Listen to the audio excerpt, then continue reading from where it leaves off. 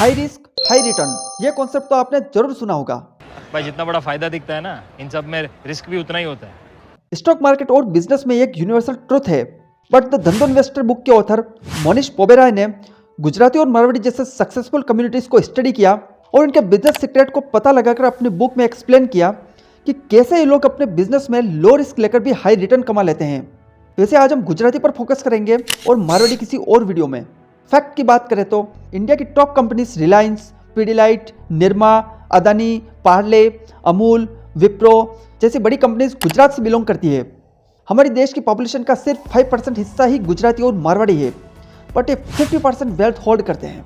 India में 169 billionaires में से 145 गुजराती हैं और इंडिया के टॉप 10 रिचेस्ट पर्सन में से 4 गुजराती हैं। और इंडिया ही नहीं, अमेरिका के सिर्फ 1% पॉपुलेशन ही गुजराती है, बट 50% होटल बिजनेस के मालिक हैं। तो ऐसा क्या खास है कि इन्होंने फॉरेन में भी अपने पैर जमा लिए? इंटरेस्टिंग ना? आंसर इज धंधो, बिजनेस। बाकी लोगों से जब बिजनेस नहीं होता तो जॉब करते हैं और गुजराती लोग उल्टा करते हैं, उनसे जॉब नहीं होता तब बिजनेस करते हैं। दोस्तों मैं आपको गारंटी देता हूं कि यह वीडियो देखने के बाद आपके माइंड में बिजनेस को लेकर इतने तो क्लैरिटी होगी कि बिजनेस को ओपन करने के लिए, रन करने के लिए सिर्फ पैसों की ही नहीं, स्किल्स, टेक्निक्स और माइंडसेट की जरूरत होती है, जिनको हम 7 पॉइंट्स के साथ बिल्कुल सिंपल लैंग्वेज में समराइज करेंगे। So let's begin. दोस्तों समय से थोड़ा पहले जाकर देखें तो पता चलता है कि गुजराती की एक जाति पटेल 1972 में ईस्ट अफ्रीका के एक देश युगांडा में बिजनेस करते थे और वहाँ के बड़े बिजनेसमैन बन गए। पर वहाँ की सरकार को लगा कि ये लोग यहाँ से पैसा बाहर ले जा रहे हैं, तो वहाँ के डिटेक्टर ने उन्हें वहाँ बिजनेस करने से मना कर दिया और उनकी प्रॉपर्टी जब्त करके देश से बाहर निकाल दिया। वहाँ से कुछ पटेल वापस इंडिया आ गए और कुछ अमेरिका चले गए। अब हमारे पटेल भाई थे देसी, अब कोई ज़्यादा ही इंग्लिश में फाफू करे तो संभाल लेते, पर इतनी भी नहीं आती कि व्हाइट कॉलर की जॉब मिल जाए। उन दिनों अमेरिका के अरब कंट्रीज के साथ डिस्प्यूट चल रहा था, इससे वहाँ के ऑयल प्राइस बढ़े हुए थे, लोग ट्रैवल करना काफ़ी हद तक कम कर चुके थे। इसका नेगेटिव इम्पैक्ट पड़ा यूएस के मोटेल बिजनेस पर। अब जो लोग मोटेल्स नहीं जानते उन्हें बता दें कि अमेरिका के हाईवे पर जो होटल्स और गेस्ट रूम मौजूद होते हैं उन्हें मोटेल कहा जाता है। अब ऑयल प्राइस बढ़ने से लोगों का घूमना फिरना बंद हो गया, तो लोगों का मोटेल्स में ठहरना भी कम हो गया था, जिससे बिजनेस लॉसेस में जाने लगे, ऑनर दिवालिया होने लगे। दिवालिया होने के बाद इन पर बैंक्स का कब्जा हो गया और वो बहुत ही कम प्राइस में इनकी ऑक्शनिंग करने लगे। अब अच्छी बात यह थी कि जो लोग मोटेल को बाय करना चाहते थे उनको बैंक्स 90% तक का लोन ऑफर कर रहा था। दैट टाइम यूएस में जो पटेल आए थे वो अपनी फैमिली के लिए रहने की जगह और अपने लिए काम ढूंढ रहे थे। पटेल ने सोचा कि जब यूएस और अरब कंट्रीज के बीच कॉन्फ्लिक्ट सोल्व होगा और ऑयल के प्राइस ड्रॉप होने लगेंगे तब मोटेल बिजनेस को हाइक मिलेगी। अब पैसे का इंतजाम करना था, तो जब उनको युगांडा से निकाला जा रहा था तो वो चालाकी से गोल्ड यूएस लेकर आए थे, तो 10% तक के पैसों का अरेंजमेंट तो उन्होंने कर लिया, तो बाकी का 90% तो बैंक से मिल ही रहा था। ऐसे उन्होंने इन मोटेल को खरीद लिया। 2-3 रूम अपनी फैमिली के लिए रखे, बाकी गेस्ट के लिए। दोस्तों मोटेल में 10-20 रूम होते हैं और उनको मेंटेनेंस करने के लिए 5-7 एम्प्लॉय की जरूरत होती है, बट उनको सैलरी कैसे पे करें, क्योंकि उस समय मोटेल्स बिजनेस काफ़ी डाउन थे। उन्होंने सभी को काम से निकाल दिया और अपने घर वालों को उनकी जगह काम पर लगा दिया। जैसे कोई रिसेप्शनिस्ट बन गया, कोई सफाई का काम करने लगा, तो कोई लॉन्ड्री का। फिर सोचा मेंटेनेंस का काम, तो यहाँ क्यों पैसे बर्बाद करने, वो भी पटेल भाई ही करने लगे। और धीरे धीरे जब सिचुएशन नॉर्मल हुई तो लोग बाहर आने जाने लगे और मोटेल्स में भी ठहरने लगे, इसलिए पटेल बहुत चीप प्राइस में मोटेल प्रोवाइड करने लगे और इनके कंपटीटर भी इनसे कम्पीट नहीं कर पा रहे थे, क्योंकि उनके एक्सपेंसेस पटेल से काफ़ी ज़्यादा थे। इसके बाद उन्होंने पैसे जमा करके बड़े बड़े मोटेल को खरीदना शुरू किया और देखते ही देखते वो यूएस के 50% मोटेल के मालिक बन गए। दोस्तों ये तो है पटेल भाई की कहानी। अब जानते हैं इनसे सीखे हुए धंधों यानी बिजनेस के 7 रूल्स, जिन्हें फॉलो करके गुजराती अमीर बने। और 6 नंबर वाला रूल वेरी इंटरेस्टिंग और मेरा फेवरेट है। Number 1, focus on buying existing business. दोस्तों इनका पहला और सबसे इंपॉर्टेंट रूल है कि ये कोई एग्जिस्टिंग बिजनेस मॉडल बाय करते हैं जिसमें इनको पहले ही एक्सपर्टीज हो, या कोई बिजनेस रिपीट करते हैं जो पहले ही सक्सेसफुल हो चुका हो, क्योंकि एक न्यू बिजनेस सेटअप करने में रिस्क भी है और सक्सेस होने की uncertainty. Friends I am also business person और मुझे ये बात अच्छे से पता है कि जीरो से न्यू बिजनेस सेटअप करने के लिए काफ़ी टाइम लगता है। परचेसिंग से लेकर मार्केटिंग और सेलिंग तक आपको अपनी जी जान लगानी पड़ती है और शुरू में तो प्रॉफिट को भूल ही जाओ। एक एक कस्टमर को जोड़ना पड़ता, अपने बिजनेस की ब्रांड वैल्यू बनानी पड़ती है। जैसे कि एक नया घर बनाने के लिए उसमें अपना काफ़ी टाइम और इफर्ट लगाना पड़ता है।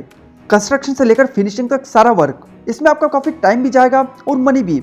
और वही किसी रियल एस्टेट ब्रोकर से पूरा बना बनाया घर पैसे देकर बाय कर लो तो वो कितना ईजी रहेगा। एनीवे मकान की सबकी अलग अलग चॉइस होती है, ये जस्ट एग्जाम्पल था कि धंधो प्रिंसिपल फॉलो करने वाले अपने बिजनेस को कैसे सिंप्लीफाइड रखते हैं। आप एक्सिस्टिंग बिजनेस को बाय करके अपना टाइम और मनी दोनों बचा सकते हो। आपने कंपनी से रिलेटेड एक्विजिशन, मर्जर, एक्वायर ये टर्म तो सुनी ही होगी, जिसमें एक्स कंपनी कुछ नेगोशिएशन के बेस पर वाई कंपनी को एक्वायर कर लेती है। इसके पीछे एक्स कंपनी का पर्पस यही है कि वो वाई कंपनी की strength, goodwill, brand value earn करके वेरी इजी वे में बिजनेस को एक्सपांड कर सके। एंड ये कोई न्यू कंसेप्ट नहीं है, सालों से चले आ रहे हैं। पटेल्स ने भी ऐसा ही किया। उन्होंने मोटेल्स को खरीदे जहाँ पहले से कस्टमर आते जाते थे। अब उनके पास मोटेल भी थे काम करने के लिए और अपनी फैमिली एज ए वर्कर भी और कस्टमर भी। अब उनको सिर्फ अपने माइंड लगाकर बिजनेस को प्रॉफिटेबल बनाना था। तो कम रिस्क और कम मेहनत से ज़्यादा पैसे कमाने का बेस्ट फॉर्मूला यही है कि repeat what has already worked. Rule number 2, invest in simple business. दोस्तों, मोनिश पोबेराय का कहना है कि अगर आपको अपना बिजनेस समझाने में एक पैराग्राफ से ज़्यादा लिखना पड़े तो समझ लो आपके बिजनेस के फंडामेंटल में कुछ प्रॉब्लम है।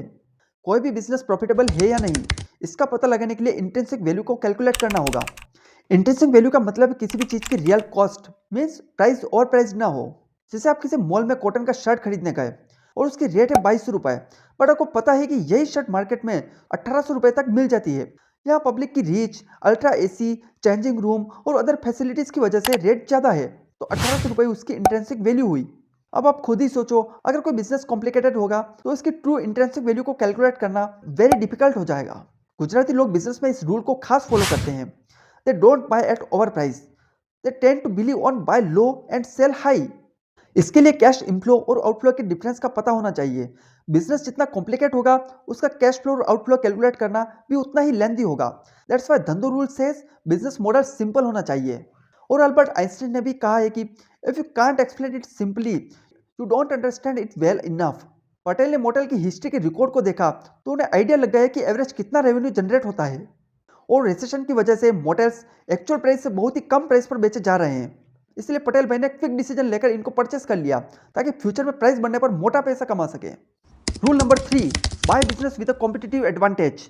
बिजनेस सभी कर रहे हैं, बट ऐसी कौन सी चीज़ है जो आपके बिजनेस को दूसरों से अलग बनाती है? क्योंकि इस कॉम्पिटिटिव इन्वायरमेंट में यह आपके बिजनेस के लिए प्रोटेक्टर का काम करेगा, जो आपको कॉम्पिटिटर से बचाएगा।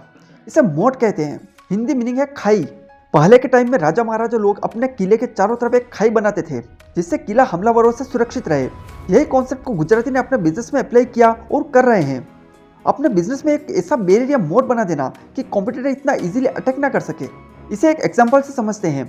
सपोज चमन चौक में संजू और दीपक का अलग अलग गैराज है जहाँ गाड़ियों की सर्विस और रिपेयरिंग का काम होता है। दोनों का काम बढ़िया है, बट दीपक का गैराज संजू से थोड़ा कॉस्टली है, बट फिर भी कस्टमर की भीड़ लगी रहती है।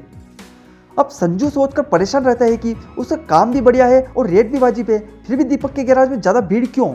तो बहुत से लोगों से संजू को पता लगा कि दीपक कभी कभी अपने कस्टमर की गाड़ियों की छोटी मोटी रिपेयरिंग का कोई चार्ज नहीं लेता, कस्टमर से फ्रेंडली बिहेवियर रखता है। कहीं किसी की गाड़ी खराब होने पर फ़ोन पर ही लड़के को भेज देता है। बिल बनने पर पैसे राउंड फिगर में लेता है। जैसे बिल बना 5120 का तो वो उनसे 5000 ही ले लेगा।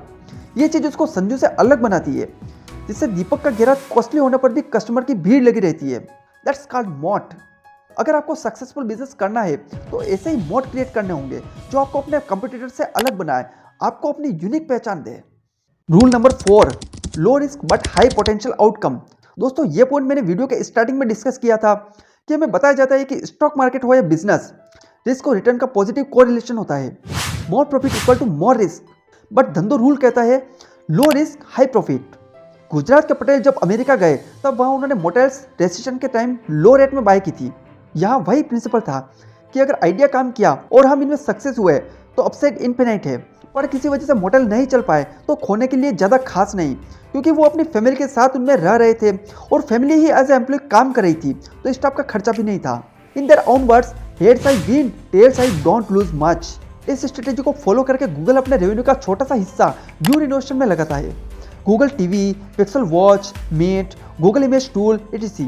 ऐसे में अगर गूगल का कोई साइड वेंचर फेल भी हुआ तो ज़्यादा नुकसान नहीं होगा और हिट होने पर रेवेन्यू कई गुना बढ़ जाएगा। Rule number 5, invest in business that slow rate of change. दोस्तों, ये लोग ऐसे बिजनेस में इन्वेस्ट करते हैं जो लॉन्ग टर्म में स्टेबल हो। ऐसा नहीं कि वो आज तो बहुत प्रॉफिटेबल हो पर 2-3 साल बाद टेक्नोलॉजी चेंजेस की वजह से बिजनेस ही बदलना पड़ जाए। दुनिया के सबसे बड़े इन्वेस्टर वॉरेन बफेट भी यही कहते हैं कि changes is enemy of business.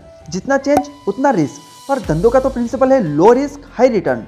धंधो प्रिंसिपल की सोच रखने वाले गुजराती या मारवाड़ी इसी बात पर फोकस करते हैं कि पैसा कैसे आएगा और कितना आएगा। अगर नेक्स्ट ईयर उस इंडस्ट्री में ट्रेंड चेंज हुआ तो आप कंप्यूटर से compete करने के लिए ट्रेंड के साथ जाओगे, बट धंधो प्रिंसिपल के अकॉर्डिंग आपको ऐसा नहीं करना, क्योंकि आपको वही इंडस्ट्री चूज करनी है जहाँ रेट ऑफ चेंज स्लो हो, आपका ट्रेंड बार बार चेंज ना हो, क्योंकि बार बार ट्रेंड चेंजेस से इन्वेस्टमेंट बढ़ेगा, पैसे ज़्यादा लगेंगे और हमें तो कम पैसों में काम करना है। For example technology based startup का फ्यूचर इनसिक्योर रहता है, क्योंकि हाई रिस्क की कैटेगरी में आती है। सोचो कि चैटिंग की दुनिया में रिवोल्यूशनरी लाने वाला ऑरकुट का आजकल लोग नाम तक नहीं जानते। मोबाइल किंग नोकिया जैसी कंपनी के मोबाइल का हैंडसेट दूर दूर तक दिखाई नहीं देता। वहीं एक जमाने में फोटोग्राफी की दुनिया का बादशाह कोडेक कैमरा शायद ही कोई परचेस कर रहा होगा। वहीं consumer based companies like Asian Paints, HUL, Britannia, Pidilite ये कंज्यूमर बेस्ड है, इनका रेट ऑफ चेंज स्लो है, रिस्क कम है, इसलिए इतना जल्दी मार्केट लूज नहीं करते। I think you getting my point. Rule number 6, bet heavily when odds are in your favour. दोस्तों ये हमारा फेवरेट रूल है। कहते हैं अपॉर्चुनिटी बार बार आपका दरवाजा नहीं खटखटाती और गोल्डन अपॉर्चुनिटी को छोड़ना बेवकूफ़ी होती है। एक लाइफ चेंजिंग लाइन कहना चाहूंगा, the secret of success is to be ready when your opportunity comes. यह कॉन्सेप्ट मैंने चीते से सीखा। जब शिकार दूर होता है तब वो दबे पाव रहता है, एकदम साइलेंट, जैसे किसी को पता ही नहीं लगता है भी या नहीं। वो अपॉर्चुनिटी का वेट करता है, क्योंकि उसे पता है कि अगर उसने सही समय पर हमला नहीं किया तो सारी फील्डिंग टाइम और एनर्जी वेस्ट हो जाएगी। और जैसी अपॉर्चुनिटी मिलती है वो अपनी पूरी ताकत लगा देता है, किसी भी हाल में अपॉर्चुनिटी नहीं जाने देता, क्योंकि वो जानता है कि अपॉर्चुनिटी बार बार नहीं आएगी। सेम ऐसे ही आपको बेवजह हल्ला नहीं करना, साइलेंट रहना है और मौका मिलने पर अपनी पूरी मेहनत, ताकत और हिम्मत पूरी दुनिया को दिखा देनी है। Rule number 7, focus on arbitrage. ये कॉन्सेप्ट ऐसा है कि छोटा बिजनेसमैन हो या बड़ा, कहीं ना कहीं तो इसका यूज करेगा ही, भले ही डेफिनेशन ना पता हो। वेरी सिंपल लैंग्वेज में कहें तो आर्बिट्रेज का मतलब किसी चीज को सस्ते में खरीदकर महंगे में बेचना। ये 4 टाइप्स के होते हैं। जैसे आज कोई चीज खरीदकर उसे 5 साल बाद महंगे दाम में बेचा तो उसे आर्बिट्रेज ऑफ टाइम कहेंगे। अगर सूरत से 10,000 की साड़ियाँ खरीदकर राजस्थान में 15,000 में बेची, उसे हम आर्बिट्रेज ऑफ प्लेस कहेंगे। ये 5,000 प्रॉफिट गुजरात और राजस्थान की डिस्टेंस से कमाया। ये काफी फेमस आर्बिट्रेज है और छोटे से लेकर बड़े तक यूज करते हैं। आर्बिट्रेज ऑफ वैल्यू, इसमें कुछ वैल्यू ऐड की जाती है। जैसे आपने किसी बर्थडे पार्टी को डेकोरेट किया और आपको मटेरियल की कॉस्ट लगी 2,000 और आपने आगे से लिए 5,000, मीन्स आपने कुछ वैल्यू ऐड करके पैसा कमाया। ऐसे ही आपने कचरे से भरा पड़ा प्लॉट कम रेट में खरीदा और उसकी साफ सफाई की, वहाँ बढ़िया सी बाउंड्री बनाई, लाइट कनेक्शन किया और ट्यूबवेल करके पानी की व्यवस्था की, फिर उसको अच्छा प्राइस में दाम बढ़ाकर बेचा। धंधो आर्बिट्रेज, यहाँ आप कोई एसेट्स तब खरीदते हो जब वो अपनी इंट्रिंसिक वैल्यू से कम हो, मतलब काफी सस्ते में मिल रहा हो। ये स्ट्रेटेजी स्टॉक मार्केट में बहुत खूब यूज करके दुनिया के जाने माने लोग बिलियनियर बने। वॉरेन बफेट कहते हैं, be fearful when others are greedy, be greedy when others are fearful. यानी जब दूसरे लालची हो, मार्केट बढ़ रहा हो या बढ़ा हुआ हो, तब आप डरे हुए रहो, और जब दूसरे डरे हुए हैं, मार्केट गिरा हुआ हो, रेसिशन हो, तब आप ग्रीडी बन जाओ। जैसे लक्ष्मी मित्तल जी ने किया था। दुनिया के लॉसेस में चल रहे स्टील प्लांट्स को उन्होंने 90% डिस्काउंट पर खरीदा और उनमें मेहनत करके उन्हें प्रॉफिटेबल बनाया। तो दोस्तों ये थे धंधों के 7 रूल्स। उम्मीद करता हूँ अगर आपका कोई बिजनेस है या स्टार्ट करने की सोच रहे हैं तो उसमें गोल्डन रूल्स आपकी हेल्प करेंगे।